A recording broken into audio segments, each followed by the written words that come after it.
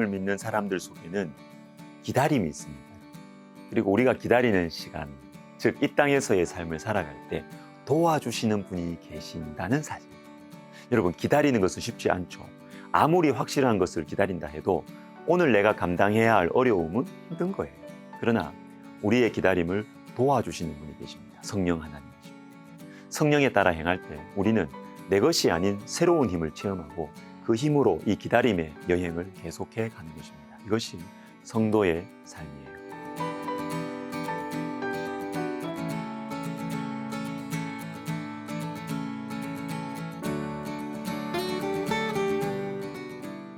그리스도인은 기다리는 존재입니다. 로마서 8장 23절을 보시면 그뿐 아니라 또한 우리 곧 성령의 처음 익은 열매를 받은 우리까지도 속으로 탄식하여 양자될 것 곧 우리 몸의 속량을 기다리느니라. 기다린다. 기다려야 한다가 아니고요. 기다리느니라.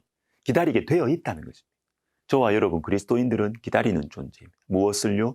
양자될 것 곧 우리 몸의 속량을 기다리느니라. 이 완전한 구원을 의미합니다. 우리가 예수님을 믿어서 이미 구원 얻었지만 천국에 가는 것이 이미 확실하지만 우리의 구원은 아직 완성되지 않았어요. 완성되었다면 저와 여러분이 죄를 안 짓겠죠. 늘 마음이 평안하고 사랑으로 넘쳐서 하나님을 온 마음과 뜻을 다해 사랑하고 이웃을 내 몸과 같이 사랑하겠죠. 예수님처럼 죄의 유혹 다 이기고 가는 곳마다 하나님 나라가 이루어지겠죠. 그러나 우리는 그렇지 못합니다. 연약하고 부족해서 여전히 죄지어요. 우리의 구원은 완성되어 가고 있습니다. 이 땅에서 이런저런 은혜의 순간들을 체험하면서 그리고 나를 정금같이 만들어가는 고난들을 겪으면서 예수님을 닮아가는 것입니다. 완전한 구원을 향하여 걸어가고 있는 것. 구원받은 우리는 기다리는 존재입니다. 방금 읽은 로마서 8장 23절에서 주님께서는 기다림을 매우 강하게 말씀하십니다. 속으로 탄식하여. 그냥 기다리는 것이 아니고 탄식할 정도로. 하나님 백성들은 크게 두 가지 상황 속에서 탄식하며 기다립니다. 먼저는 말씀에 순종하지 못할 때입니다. 무슨 말이죠? 말씀이 옳다는 걸 알아요. 순종하고 싶어요. 근데 안 돼요. 머리로는 알고 있는데 육신이 약해서 순종을 못합니다. 이때 우리는 탄식합니다. 주님을 뵙는 그날 천국에서는 참 온전히 순종할 수 있을 텐데 탄식하면서 기다리는 것이죠. 또한 우리가 탄식할 때가 있습니다. 주님의 영광, 주님의 손길을 이 땅에서 맛보았을 때입니다. 완전하지는 않지만 살짝 맛보았을 때 기쁘기도 하지만 우리는 탄식해요. 빌립보서 1장 23절이 그것을 잘 보여줍니다. 내가 그 둘 사이에 끼었으니 차라리 세상을 떠나서 그리스도와 함께 있는 것이 훨씬 더 좋은 일이라 그렇게 하고 싶으나 탄식이죠. 기도하는 가운데 말씀 듣는 가운데 그리고 말씀에 순종하는 가운데 주님이 느껴질 때가 있죠. 주님이시구나. 나의 주님이시구나. 놀라운 주님의 손길을 이 땅에서 잠깐이라도 맛보게 되면 주님께 가고 싶어요. 지금 당장이라도 그렇게 하고 싶구나. 탄식하는 것입니다. 탄식하면서 기다리는. 주님과 친밀해질수록 천국에 대한 기다림은 더 강렬해지는 것입니다. 찬송가 442장 저 장미꽃 위에 있을 3절 가사 보십시오. 밤 깊도록 동산 안에 주와 함께 있으려 하나 괴로운 세상에 할 일 많아서 날 가라명하신다. 여러분 이런 경험 있으시죠? 기도하는데 주님께서 너무 깊이 만나주시는 거예요. 그래서 주님 조금만 더 주님 안에 있고 싶어요. 조금 더 주님의 음성 듣고 싶어요.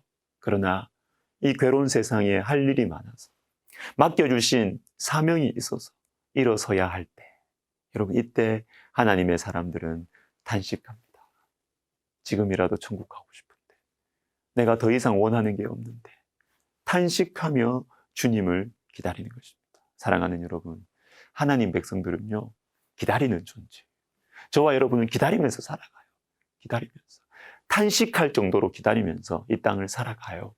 내 육신의 연약함 때문에 순종할 수 없어서 힘들고 사랑할 수 없어서 괴로울 때 탄식하며 주님 기다립니다. 또한 은혜를 받아서 너무 기쁘고 주님의 위로와 사랑의 손길이 느껴져서 감사감격할 때 내 사랑하는 주님을 더 깊이 더 완전하게 만나고 싶어서 우리는 탄식하며 기다립니다. 여러분 기다리고 계시지요? 우리는 기다리는 존재입니다. 여러분 그 야구 이만수 감독의 간증을 들었습니다. 이분은 스스로 말하기를 자신은 모든 것을 다 가져봤대요. 실력, 인기, 돈. 그런데 선수 생활 마지막에 이 실력이 떨어져가지고 팀에서 수치스럽게 방출되고 도망치듯이 미국으로 지도자 연수를 갔는데 너무 힘들었대요. 키도 작고 영어 못하는 한국인이라고 소름당하고 놀림받고, 어떨 때는 사람들끼리 막 짜서 막 자기 놀렸대요. 왕따 당했어요. 집에 가서 몇 시간을 울었답니다. 태어나서 가장 많이 울었대요. 아버지가 돌아가셨을 때보다 더 많이 울었다고 해요. 벽을 치면서 울면서 하나님께 원망을 했습니다. 하나님, 왜 저에게 이런 고난과 모욕을 주십니까? 짐 싸고 한국으로 가려고 했어요. 그렇게 계속 울면서 원망하는데 하나님께서 이분에게 말씀을 주셨습니다. 출애굽기 14장 13절 14절. 모세가 백성에게 이르되 너희는 두려워하지 말고 가만히 서서 여호와께서 오늘 너희를 위하여 행하시는 구원을 보라. 너희가 오늘 본 애굽 사람을 영원히 다시 보지 아니하리라. 여호와께서 너희를 위하여 싸우시니 너희는 가만히 있을지니라. 가만히 서서 가만히 있을지니라. 기다리라는 것이죠. 이 말씀 붙들고 기다렸대요. 그랬더니 하나님께서 놀라운 일을 행하시는 것입니다. 한국 프로야구팀의 코치로 오게 되어가지고 미국 메이저리그 팀에 사표도 냈는데 갑자기 한국에서 이 한국 프로야구팀에서 계약을 파기한 상황이 생겨서 갈 데가 없죠. 근데 이런 사정을 미국 프로팀이 알고 코치로 3년 정도 더 있게 해줬어요. 그런데 여러분, 이 3년 기간 중에 이 팀이 월드시리즈 우승을 하는 것입니다. 힘들어도 기다렸더니 축복이 있는 것입니다. 그리고 우리나라로 돌아와서 SK 와이번스 감독을 합니다. 팀 성적이 안 좋아서 팬들로부터 굉장히 심한 악플을 받았대요. 결국 잘렸대요. 잘리고 나서 아내와 동유럽 여행을 가려고 준비를 다 했답니다. 그런데 이만수 감독의 아내가 훌륭합니다. 이 남자친구인 이 선수를 전도하고 안 믿는 가정에 시집 와서 시부모님, 시집 식구들 대부분 다 전도했어요. 동유럽 여행 가자는 이 남편의 말을 딱 듣고 아내가 하는 말이, 당신에게 실망했어요.